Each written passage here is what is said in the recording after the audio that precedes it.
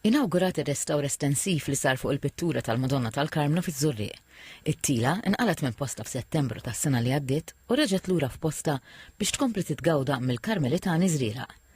Ir-restawratriċi Amy Xiberras qalet li r-restawr ta' din il-pittura kien jitlob attenzjoni kbira l fatt li tul is-snin ġarbet ħsarat kbar minħabba interventi mhux professjonali. Bdejna propju mit-tindif ta' din il-pittura għaliex kella strat oħxon ħafna ta' verniċ kummerċjali. Din il-lega ta' verniċ kienet aktar b'saħħitha mis-saf pittoriku għalhekk il-proċess kien wieħed delikat ħafna fejn aħna ridna inneħħu dan il-verniċ ftit b'kimika apposta sabiex nikxfu il-kuluri vibranti ta' din il-pittura devozzjonali. Il-pittura ikonika hija xogħol l-artist Antonio Zammit maħduma fl-1908.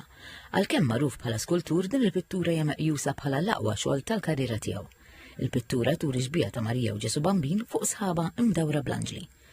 Ir-restawratriċi Amy Xiberras żidet tgħid li tul ir-restawr inkixfu bosta dettalji li kienu ilhom moħbija għal 20 ta' snin, fosthom il-firma oriġinali tal-artist. Ovvjament ħarġu ħafna aktar dettalji illi qabel ma kienux jidhru bħal pereżempju il-putti fuq in-naħa ta' fuq, il-sema blu illi qabel kienet ħadranija.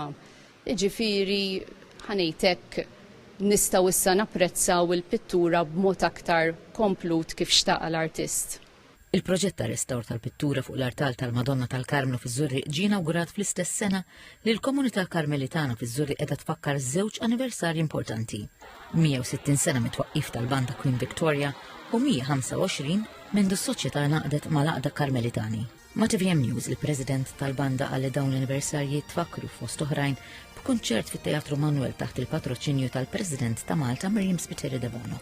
Bdejna minn serata fit-Teatru Manuel, kellna wkoll launching ta' CD. L-avvenimenti jibqgħu sejrin sa propju nhar il-ħadd li ġej fejn finalment konna wkoll il-proċessjoni bl-istatwa tal-Madonna tal-Karmnu.